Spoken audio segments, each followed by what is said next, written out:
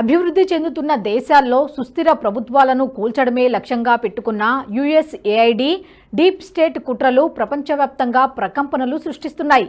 America అధ్యక్షులు Donald Trump USAID నిధుల వితరణ అంశాన్ని చాలా సీరియస్గా తీసుకున్నారు. అమెరికా దాతృత్వ సంస్థ నుంచి సాయం పొందుతున్న అన్ని దేశాలకు నిధులను నిలిపివేశారు. తాజాగా మరో కఠిన నిర్ణయం తీసుకున్నారు. యుఎస్ఏఐడి నుంచి ఏకంగా 2000 మంది ఉద్యోగులను తొలగించారు. ఇందుకు సంబంధించి యుఎస్ఏఐడి అధికారిక వెబ్సైట్ నోటీసు జారీ చేసింది. భారత్ సహా అన్ని ప్రపంచ దేశాల్లో పనిచేస్తున్న ఉద్యోగులపైన వేటు పడింది. అంతేకాకుండా మిగిలిన వారిలో 1000 మంది ఉద్యోగులను బలవంతంగా సెలవుపై పంపించారు. ఫెడరల్ కోర్టు జడ్జి అనుమతించిన తర్వాతే ట్రంప్ యంత్రాంగం యుఎస్ఏఐడి ఉద్యోగులపై వేటు వేసింది. ఉద్యోగుల తొలగింపును అడ్డుకోవడానికి ఉద్యోగ సంఘాలు చేసిన పోరాటం ఫలించలేదు. యుఎస్ఏఐడి ఉద్యోగులను తొలగించకుండా చూడాలని ఉద్యోగ సంఘాలు కోర్టుకెక్కాయి. ఉద్యోగుల తొలగింపు ప్రణాళికలను నిలిపివేసేలా ఆదేశాలు జారీ చేయాలంటూ న్యాయస్థానానికి విన్నవించుకున్నాయి. అయితే ఉద్యోగ సంఘాల విజ్ఞప్తిని US district court for the district for Columbia judge Carl Nicholas తిరస్కరించారు. ప్రపంచ దేశాల అభివృద్ధి పేరుతో యుఎస్ఏఐడి అమెరికన్ ట్యాక్స్ పేయర్ల సొమ్మును వృధా చేస్తోందని డొనాల్డ్ ట్రంప్ మొదటి నుంచి ఆగ్రహంగా ఉన్నారు. డీప్ స్టేట్ యుఎస్ఏఐడి అవినీతిని అంతమొందించడమే లక్ష్యంగా ఎన్నికల్లోకి వెళ్లిన ట్రంప్ అధికారం చేపట్టిన వెంటనే రంగంలోకి దూకారు. నిజానికి ఆ రెండు సంస్థల అంతం చూడటానికే డిపార్ట్మెంట్ ఆఫ్ గవర్నమెంట్ ఎఫిషియన్సీని ఏర్పాటు చేశారు. ఇప్పుడు ట్రంప్ ఆదేశాలకు అనుగుణంగా డోజ్ చీఫ్ ఎలన్ మస్క్ యుఎస్ఏఐడికి చుక్కలు చూపిస్తున్నారు. అనవసరపు ఖర్చులను తగ్గించడమే లక్ష్యంగా పనిచేస్తున్న డోజ్ యుఎస్ఏఐడిలో ఇప్పటికే అనేక మంది ఉద్యోగులను తొలగించింది. తాజాగా మరో 2000 మందికి ఉద్వాసన పలికింది. ఈ నిర్ణయం మిగిలిన ఉద్యోగులను భయాందోళనకు గురిచేస్తోంది. యుఎస్ఏఐడిని నేరగాళ్ల సంస్థ అని, అందుకే నిధులు ఆపేస్తున్నట్టు ట్రంప్ సంచలన ప్రకటన చేశారు. భారత ఎన్నికల్లో యుఎస్ఏఐడి ఫండింగ్ అంటూ వివిధ వేదికలపై ఇప్పటికే 3 సార్లు ప్రస్తావించిన ట్రంప్ భారత్లో అధికార విపక్షాల మధ్య చిచ్చు పెట్టారు. యుఎస్ఏఐడి ఫండింగ్ విషయంలో బీజేపీ, కాంగ్రెస్ పార్టీలు పరస్పర దూషణలకు దిగుతున్నాయి. ట్రంప్ మాటల్ని ఉన్నది ఉన్నట్టుగా ప్రస్తావిస్తూ పలు ఆధారాలతో బీజేపీ విరుచుకుపడుతుంటే కాంగ్రెస్ సహా ఇండీ కూటమి పార్టీలన్నీ డిఫెండ్ చేసుకోలేక ఆపసోపాలు పడుతున్నాయి. ఇటీవల కాంగ్రెస్ నాయకుడు పవన్ ఖేడా సంచలన ఆరోపణలు చేశారు.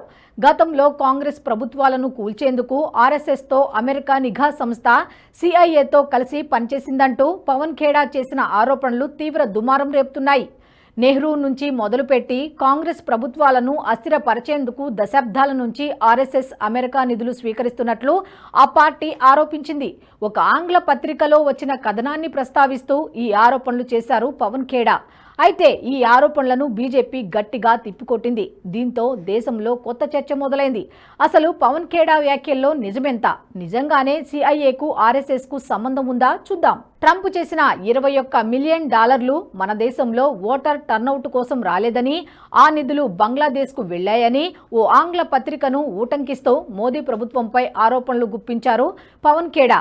నిజానికి $21 మిలియన్ భారత్లో ఓట్ల శాతం పెంచడానికే కేటాయించినట్టు ట్రంప్ చాలా స్పష్టంగా చెప్పారు.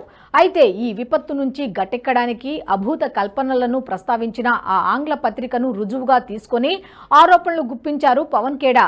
అంతటితో ఆగకుండా గతంలో కాంగ్రెస్ ప్రభుత్వాలను కూల్చేందుకు సిఐఏతో కలిసి ఆర్ఎస్ఎస్ కుట్రలు పన్నిందంటూ సంచలన ఆరోపణలు చేశారు. ఇందుకోసం ఆర్ఎస్ఎస్ దశాబ్దాలుగా అమెరికా నుంచి నిధులు పొందుతోందన్నారు.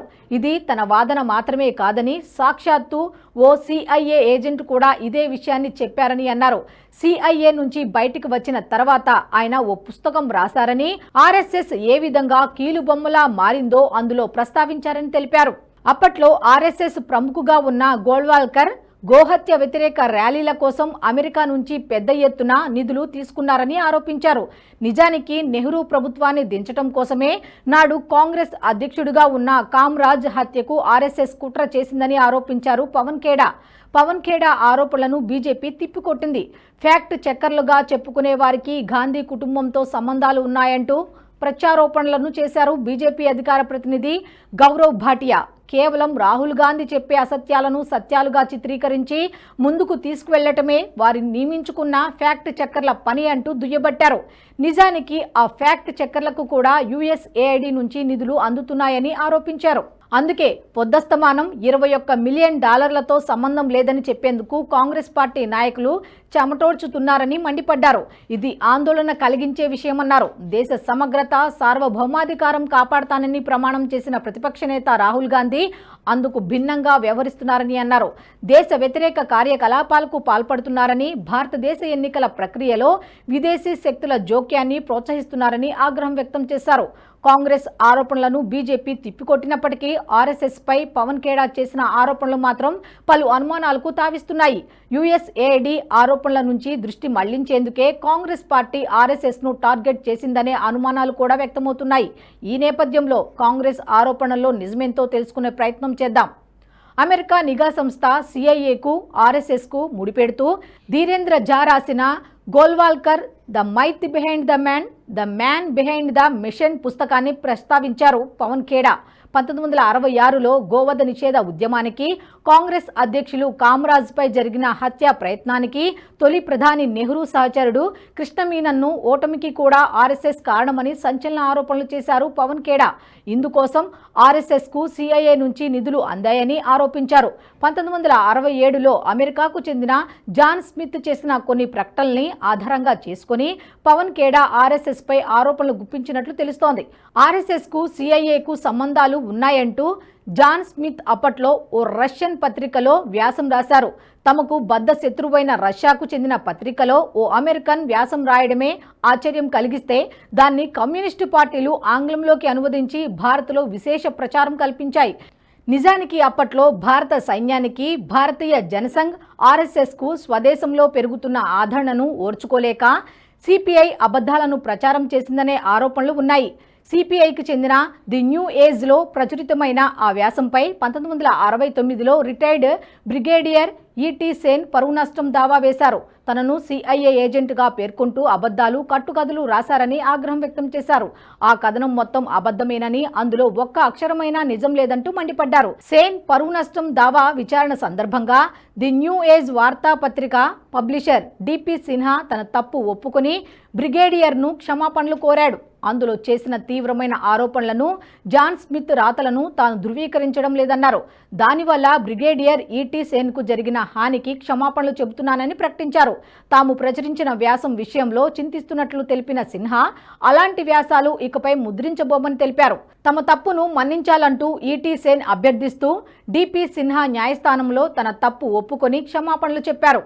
అలా తాము ప్రచురించిన వ్యాసం ప్రచారంలోకి వచ్చిన విషయాలన్నీ అబద్ధాలేనని సాక్షాత్తు సిపిఐ నాయకుడే క్షమాపణలు చెప్పి న్యాయస్థానం ముందుకు మోకరిల్లాడు. అయినప్పటికీ ధీరేంద్ర ఝా నుంచి మొదలుకొని నేడు శశి థరూర్, పవన్ ఖేడా వరకు అవే అబద్ధాలు ప్రచారం చేస్తున్నారు. అసత్య వ్యాసాలను ఆధారంగా చూపిస్తూ ప్రజల్ని తప్పుదోవ పట్టించే ప్రయత్నం చేస్తున్నారు. ఇక ఈ తప్పుడు సమాచారాన్ని వ్యాప్తిలోకి తీసుకువచ్చిన జాన్ స్మిత్ గురించి కూడా తెలుసుకుందాం. నిజానికి ఆయన సిఐఏ ఏజెంటు అంటూ చేస్తున్న కాంగ్రెస్ ప్రచారం కూడా అబద్ధమే. నిజానికి జాన్ స్మిత్ అమెరికా ప్రభుత్వం స్టేట్ డిపార్ట్మెంట్లో 1950 అక్టోబర్ 29న కమ్యూనికేషన్ క్లర్క్గా చేరాడు. 1959లో అతను ఆ ఉద్యోగానికి రాజీనామా చేసి వెళ్లిపోయాడు. 1959లోనే తన ఉద్యోగం వదిలిపెట్టిపోయిన వ్యక్తికి ఆ తర్వాత జరిగిన సంఘటనల గురించి ఏమాత్రం తెలిసే అవకాశం లేదు. వికే కృష్ణమీనన్ 1962 ఎన్నికల్లో ఓడిపోయారు. గోవధ నిషేధ ఉద్యమం 1966లో జరిగింది. వాటి గురించి జాన్ స్మిత్కు ఎలా తెలుస్తుంది? సిఐఏతో సంబంధాలే లేని జాన్ స్మిత్కు ఆర్ఎస్ఎస్తో సంబంధాలు అంటగట్టడం కాంగ్రెస్ పార్టీకే చెల్లింది. జాన్ స్మిత్ రాసిన వ్యాసమంతా తప్పుల తడకేనంటూ కమ్యూనిస్టులే ఒప్పుకున్నా దానిని భూతద్దంలో చూపిస్తూ పబ్బం గడుపుకుంటుంది కాంగ్రెస్ పార్టీ. అబద్ధమని నిరూపణ అయిన తర్వాత కూడా నిరాధారణ ఆరోపణలు గుప్పిస్తూ రాద్ధాంతం చేయటం వెనుక యుఎస్ఏఐడి ఉచ్చు నుంచి తప్పించుకోవడమే ప్రధాన లక్ష్యంగా స్పష్టమవుతోంది. ఈ వీడియో మీకు నచ్చినట్టయితే లైక్ చేయండి, 10 మందికి షేర్ చేయండి. అలాగే కామెంట్ల రూపంలో మీ అభిప్రాయాలను మాతో పంచుకోండి. Nationalist hub group of channels ను సబ్స్క్రైబ్ చేసుకుని తెలుగునాట జాతీయవాద జర్నలిజాన్ని ప్రోత్సహించండి. ఈ వీడియో కింద ఉన్న బెల్ ఐకాన్ పై క్లిక్ చేయడం మర్చిపోవద్దు.